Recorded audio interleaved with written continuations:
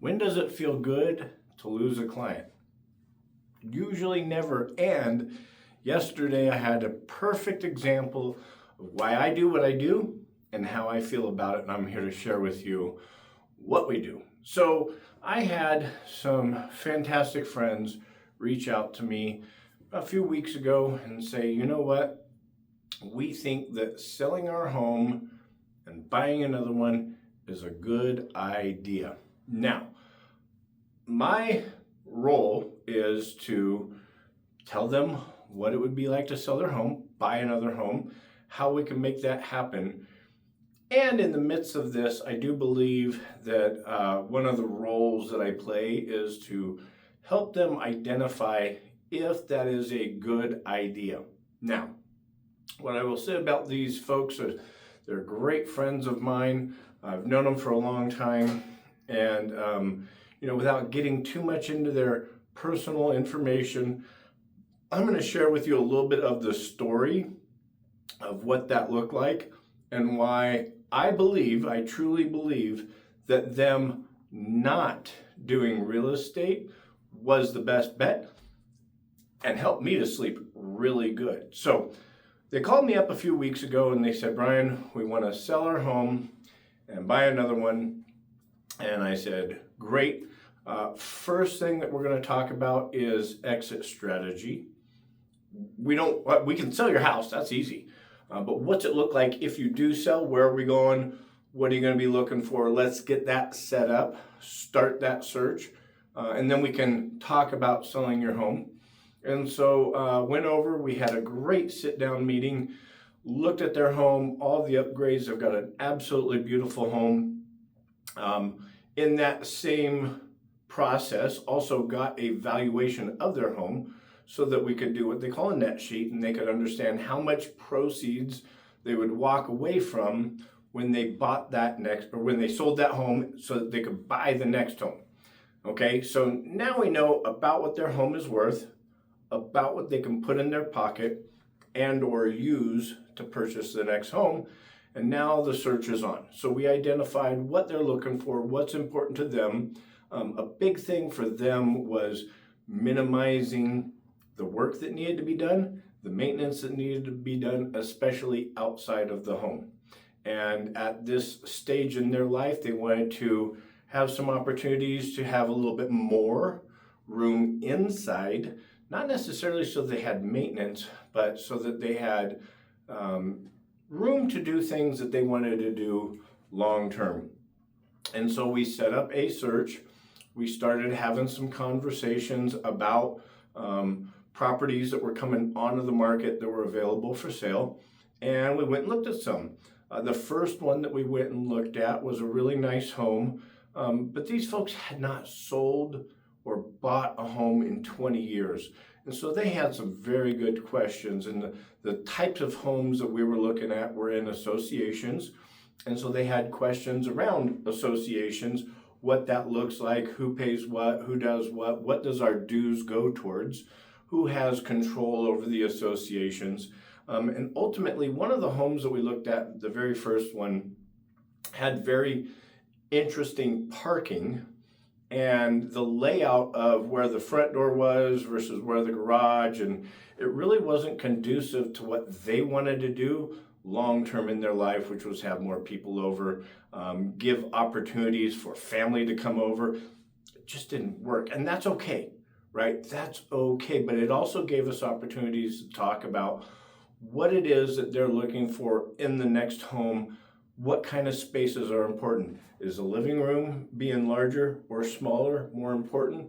Bedrooms, same thing. When it comes to bathrooms, are bathtubs important? Are showers important? And so ultimately, we made a lot of progress in that first showing. And then we sat down again and we went, okay, you haven't bought a house in 20 years.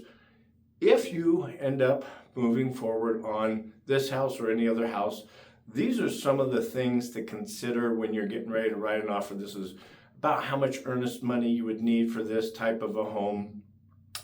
This is the inspection time frame that you would need. And given your scenario, this is about how quickly we could have this closed.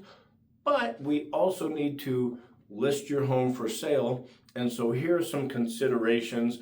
These are some of the things that you should start doing around your home, which they had already started doing. We had already started talking about decluttering and staging within the home. Not staging like bringing in furniture, but switching some of the spaces around so that the home felt bigger, brighter, and what that looked like. So home number one did not work. We talked about, okay, what was right in this home, started looking around and found another opportunity. So we went and visited that opportunity, and within that community, there was actually 3 homes that we were able to look at. Hallelujah, this is where the magic really happened, because the first house that we looked at, they liked. It was not staged, and that helped them understand what staging versus not staging does for a buyer's perception, because the second home that we went to was staged. It was slightly bigger, but man, that house felt twice as big, because now you could understand what type of furniture would fit here, how this layout could actually work, and they absolutely fell in love with that place, which was great. But now we don't have their home on the market, and in order to write an offer on this, we would need to make it contingent on selling their home. And so we had some more conversation about what does that now look like? Okay, so we wrote out an offer and we put it together and we went through it line by line and said, okay, this is the offer amount, this is what the contingencies are, this is how this is going to look. And then they went home and they thought about it. They prayed. And ultimately, the next day, they called me up and said, stop on by, we have a conversation. And they had determined that they were not ready to sell and buy. And some of the things that they had identified were key. One of them was they didn't need to sell. They never did need to sell. They're in a space in life where they're very blessed, and they can manipulate the home that they currently have to adapt to the lifestyle that they want to have. Now, this home might get a little bit bigger. They may add a bathroom. They might expand on the home just a little bit. But ultimately, it's still going to be the same footprint, still the same property size, but they can do some stuff within the property now that changes it. However, they saw what they wanted to have, and they saw something that would really work, and they're taking what would work and adapting that to the house that they have now. Now, at the end of the day, selling your home, buying another one, a simultaneous close, that's a lot of work, especially when you've been living in a home for 20 years. And if you've lived in a home for 20 years, there's lots of stuff in the back of the cabinet that you haven't seen in probably 15 years, that all of a sudden your monkey mind is going, oh my gosh, I got to get rid. How do I find blah, blah, blah. Okay. But that's the beauty of what happened. They started decluttering. They started taking some of the pictures down. And when they took some of the pictures down, they realized this actually feels better to me. This creates a more open space. This creates a more inviting space. This creates a space more conducive with the lifestyle that we want to lead at this juncture in our life. And so they're still having a garage sale to get rid of some of the stuff that they don't want. They started going into some of those cabinets, getting some of that stuff out that they haven't used in 15 years.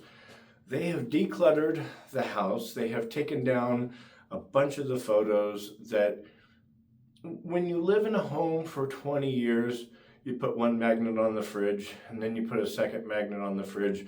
And before you know it, you can't see the fridge because it's filled with magnets, but you really don't realize how much that has happened. It's just like watching a kid grow. When you got a kid at home, that kid grows just a little bit every day, but you don't see it because you see that kid every day. Same thing with the wall, with the pictures. And so they were able to identify, hey, we love our home. We love our current community. We have some great friends that live around us, and we can change our home to make this conducive with where our lifestyle is. Now, they called me up, had me sit down to tell me this. They were a little worried that they were letting me down. And I told them, I said, no, we gained today. We gained knowledge. You guys might decide to sell in 2 years, 5 years, 10 years, I don't know. But we gained knowledge on what that would look like. We gained knowledge of what our space here is going to be moving forward and how it'll be better, warmer, what we have. We also gained appreciation for the things that we have. And that's what I'm here for. Because at the end of the day, I don't feel like that was a loss. These folks are going to refer me out. If someone else says, hey, I'm thinking about selling my house, you've got to use Brian. That's part of why I do it, but not really. I have a skill set to be able to help people to be able to work through things, to be able to identify things. And ultimately, at the end of the day, not every person that I speak to is going to sell or buy right away. That's just fine. And so if you sat through this video and you're one of those people that are thinking, man, should I buy? Should I sell? The answer is, I don't know. And I'm happy to sit down and talk to you, whether it takes 2 meetings, 4 meetings, 12 meetings. I'm having a meeting tomorrow with someone who would like to sell by March of next year. But we're starting that process right now, and people always tell me, well, I don't want to waste your time, and it's not a waste of my time. The more prepared you are, the easier that sale is when we do get to that position. And if you choose not to sell in the next year, 2 years, 5 years, that's okay, because I know that I've helped you out, and that's what I'm here to do. If I help enough people out, I will get paid. But at the end of the day, it's not always a direct payment from that one person that I'm helping out today. Sometimes it's down the road. I've had plenty of clients on the buy side who we've sat down, we've talked about what they've looked for, and they take 5 years to buy a house, and that's okay because we're working through it, and at the end of the day, they find the right solution for them. So if you did sit through this video, you want to connect, feel free to reach out to me. All my contact information is readily available. And if this resonates with you and you like the information that we're given, hit subscribe. We attempt to bring out valuable content to people all the time. At the end of the day, I'm here to help people out, and I sleep really good because of it. BK knows the way.